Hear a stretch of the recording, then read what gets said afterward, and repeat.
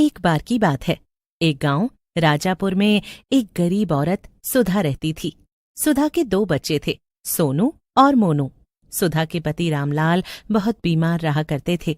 एक रात गांव में बड़े जोरों से बारिश हो रही थी। रामलाल की तबीयत खराब हो जाती है। रामलाल की खराब हालत देखकर सुधा बोलती है, सुनो जी, आपकी तबीयत तो बहुत ही खराब लग रही है। मैं अभी डॉक्टर को बुलाकर लाती हूँ। सुधा की बात सुनकर रामलाल बोलता है, अरे अरे सुधा, तू मेरी चिंता मत कर, मैं ठीक हूँ।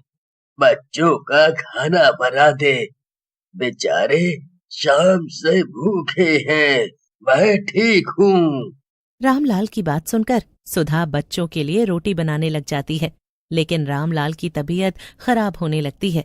सोनू और मोनू, जो कि रामलाल के पास ही बैठे होते हैं, चिल्लाते हुए सुधा से कहते हैं, अरे माँ, देखो, पिताजी की तबीयत और भी खराब हो रही है और उनकी आंखें भी नहीं खुल रही। मोनू की आवाज सुनकर सुधा रामलाल के पास आती है और उसकी बिगड़ती हालत देखकर डॉक्टर के पास जाने लगती है। तभी उसे रामलाल का दोस्त शामू मिलता है। शामू सुधा की ऐसी हालत देखकर बोलता है, अरे सुधा भाभी, क्या हुआ? ऐसी बारिश में कहाँ भागी जा रही हो? लेकिन सुधा कुछ नहीं बोलती और आगे बढ़ जाती है। सुधा डॉक्टर के घर पर जाकर जोर जोर से दरवाजा पीटने लगती है। दरवाजे की आवाज सुनकर सोता हुआ डॉक्टर सुधीर नींद से जाग जाता है। कौन है जो इतनी रात को बेवकूफों की तरह से दरवाजा पीट रहा है? इन गांव के लोगों को बिल्कुल अकल नहीं है। अरे सुधीर, तुम भी, कोई बीमार होगा, चलो चलकर देखते हैं। ऐसा कहकर सुधीर और उसकी पत्नी दरवाजा खोलते हैं। सामने सुधा खड़ी होती है। डॉक्टर को देखकर सुधा कहती है, डॉक्टर साहब, मेरे साथ चलिए, मेरे पति की तबीयत बहुत ही ज्यादा खराब है। आप चलिए, नहीं तो वो मर जाएंगे। सुधा की बात सुनकर सुधीर गुस्से से कहता है, तुम सारे गांव वाले पागल हो क्या? जब मर्जी मुंह उठाकर चले आते हो। डॉक्टर की कोई अपनी जिंदगी नहीं है क्या? चली जाओ यहाँ से, सुबह देखते हैं। ऐसा कहकर डॉक्टर सुधीर अपने घर का दरवाजा बंद कर देता है। सुधीर की बात सुनकर उसकी पत्नी काजल बोलती है, सुधीर, ये तुम्हें क्या हो गया है? तुम्हें उस दुखियारी औरत के साथ जाना चाहिए। ये तुम्हारा धर्म और काम है। काजल की बात सुनकर सुधीर हंसने लगता है और बोलता है, अरे काजल, इस गांव के लोग बहुत ही कंजूस हैं और पैसे देने में रोने लगते हैं। इसलिए जितना पैसा उतना काम, समझी? चलो अब अपना दिमाग मत लगाओ और मुझे मेरा काम करने दो। सुधा वहां से निकलकर अपने घर की तरफ जा रही होती है। तभी बारिश की वजह से उसका पैर फिसल जाता है और वो गिर पड़ती है। उसका सिर एक बड़े पत्थर से टकरा जाता है, जिसकी वजह से उसकी मौत हो जाती है। घर पर सोनू और मोनू सुधा का इंतजार कर रहे होते हैं। सोनू भैया, माँ कहाँ गई है? इतनी देर हो गई, मुझे डर लग रहा है। पिताजी भी कुछ नहीं बोल रहे हैं। तू चिंता मत कर मोनू, माँ आती ही होगी। ज्यादा तबीयत खराब होने की वजह से रामलाल की भी मौत हो जाती है। उधर सुधा मरने के बाद चुड़ैल बन जाती है, लेकिन उसे कोई देख नहीं पाता। वो चुड़ैल बने हुए अपने घर के अंदर पहुंचती है, जहां सोनू और मोनू जोर जोर से रो रहे होते हैं। मोनू और सोनू के रोने की आवाजें सुनकर शामू भी वहां आ जाता है। थोड़ी देर में सुबह हो जाती है। सुबह गांव वालों को पत्थर के पास सुधा की लाश पड़ी मिलती है। दूसरा गांव वाला, जिसका नाम राजपाल होता है, वो गांव वालों से कहता है, अरे गांव वालों, ये तो सुधा भाभी की लाश है। लगता है बेचारी रात में इस पत्थर से टकरा गई। चलो बेचारी का अंतिम संस्कार कर दें। फिर गांव वाले मिलकर सुधा और रामलाल दोनों का अंतिम संस्कार कर देते हैं। सोनू और मोनू को शामू अपने घर ले जाता है। शामू की पत्नी पार्वती दोनों बच्चों को देखकर बोलती है, अरे, बिल्कुल राम और लक्ष्मण लग रहे हैं। तुम दोनों चिंता मत करो। सुधा बहन के बाद तुम मुझे भी अपनी माँ जैसा ही समझो। दूसरी तरफ सुधा की मौत की खबर सुधीर के घर पर भी पहुंच जाती है, जिसे सुनकर काजल सुधीर से कहती है, देखा, अगर तुम उस दिन उस बेचारी सुधा के साथ चले गए होते तो वो आज जिंदा होती। लेकिन नहीं, तुम्हें तो पैसा प्यारा है, चाहे वो कैसे भी आए। काजल की बात सुनकर सुधीर हंसने लगता है और बोलता है, काजल, तुम कितना सोचती हो।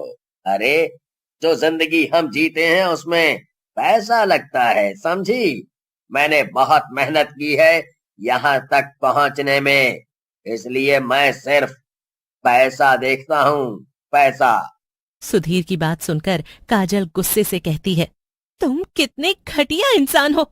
डॉक्टर की डिग्री पैसा कमाने के लिए नहीं होती है, बल्कि लोगों की मदद और भलाई के लिए होती है। लेकिन शायद तुम नहीं समझोगे, इसलिए मैं तुम्हारा ये घर छोड़कर जा रही हूँ।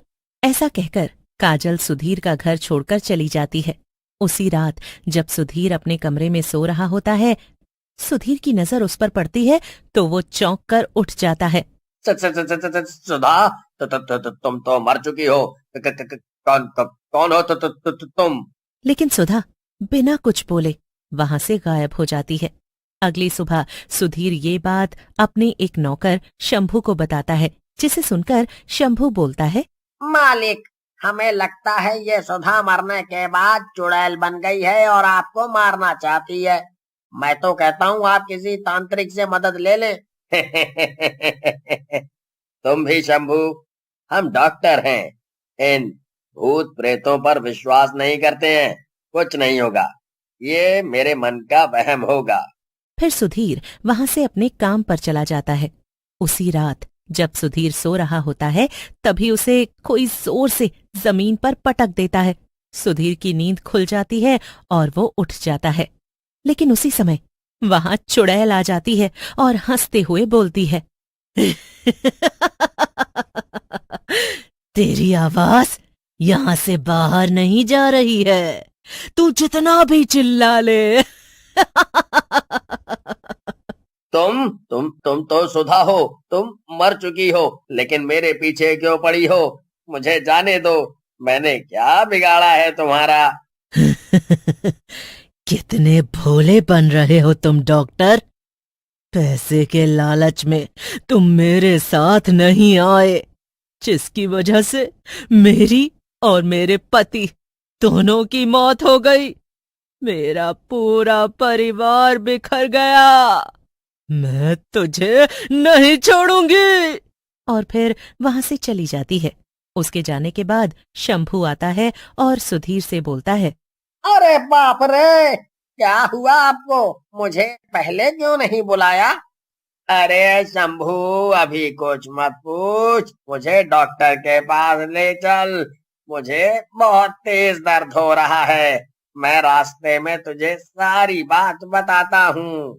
फिर शंभू सुधीर को लेकर एक दूसरे डॉक्टर के पास जाता है।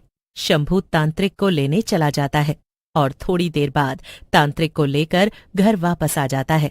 तांत्रिक को देखकर सुधीर खुश हो जाता है। मेरे रहते वो चुड़ैल तेरा कुछ नहीं बिगाड़ सकती।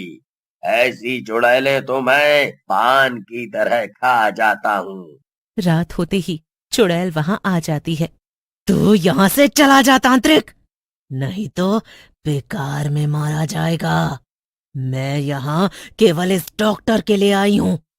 इसको मारने के बाद यहाँ से चली जाऊंगी। तू यहाँ से भाग जा।